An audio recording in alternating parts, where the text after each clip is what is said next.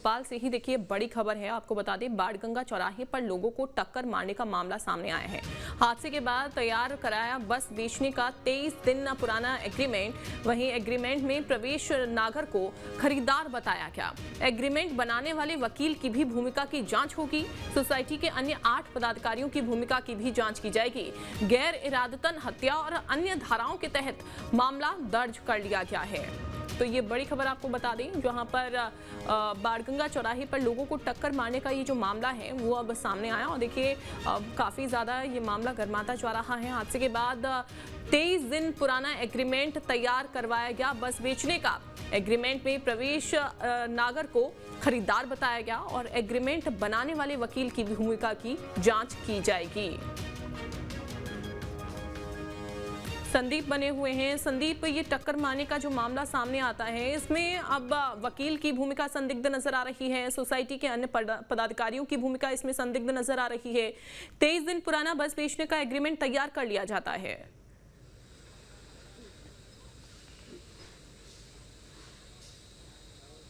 देखिए, इस मामले में ऐसा लग रहा है कि मामले में बचने की कोशिश कर रही थी वो सोसाइटी जिस स्कूल से ये बस अटैच है, जिस स्कूल की ये बस है, और उस बस का ना तो परमिट था, ना ही उसका फिटनेस सर्टिफिकेट था। फिटनेस सर्टिफिकेट ख़त्म हो चुका था नवंबर में।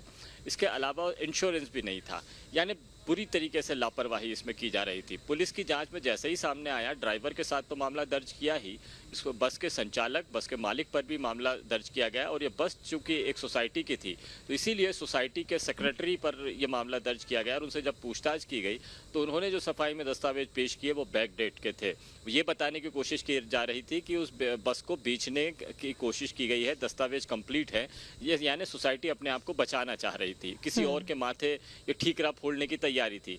लेकिन इसमें एक डॉक्टर छात्रा का निधन हुआ है। वो इस हादसे से की वजह से मारी गई है। अगले महीने उसकी शादी थी। कई लोग घायल हो गए हैं और ये लापरवाही से किया गया कृत्य था। न केवल ड्राइवर की लापरवाही बल्कि स्कूल प्रबंधन की भी लापरवाही थी, वो सोसाइटी की भी लापरवाही थी जो इस स्कूल बस का संचालन कर रही है। तो इसीलिए मामला भी दर्ज किया गया है। खरीदार जो था, फर्जी दस्तावेजों के आधार पर ये एक प्रकरण और बनाया गया है, 420 का प्रकरण बनाया गया है। यहाँ पर गड़बड़ी की गई है। तो स्कूल सचिव के साथ में जो खरीदार है उसको भी आरोपी बनाया गया है। हालांकि अभी तक बस के ड्राइवर की तलाश पूरी नहीं हुई है। उसकी तलाश में अलग अलग जगह दबिश दी जा रही है, छापेमारी कार्रवाई की जा रही है, लेकिन ड्राइवर अभी फिलहाल फरार है। उसको पुलिस के गिरफ्त में लेने की कोशिश कर रही है। लेकिन ये एक अजीबोगरीब मामला और है कि लापरवाही इतनी ज्यादा कि अपना। संदीप, एक और चीज मैं आपसे समझना चाहूंगी, जब बस का फिटनेस सर्टिफिकेट ही नहीं था, उसका इंश्योरेंस एक्सपायर हो रखा था, बस पूरी तरह से फिट नहीं थी, तो ऐसे में क्या बस को बेचा जा सकता है? उसका एग्रीमेंट कैसे तैयार किया जा सकता है?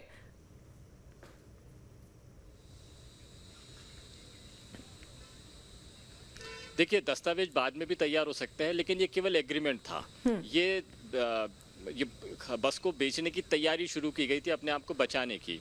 जब रजिस्ट्रेशन का ऑनर चेंज होगा तभी जाकर इस बस को का मालिक दूसरा बताया जा सकता है। प्रक्रिया तो यही है। उसके लिए परिवहन विभाग में आवेदन देना होगा। इस आवेदन देने की प्रक्रिया में जाते तो वो सरकारी प्रक्रिया में फंस जाते और मामले का खुलासा हो जाता है। और इसीलिए अपने आप को बचाने के लिए उन्होंने ये कहा कि एग्रीमेंट हो चुका है, बस सौंपी जा रही है और अब आगे जो नया खरीदार होगा उसकी जिम्मेदारी होगी कि इस स्कूल बस का जो दस्तावेज है उसको पूरा करे। तो सोसाइटी अपने आप को बचाने का प्रयास कर रही है।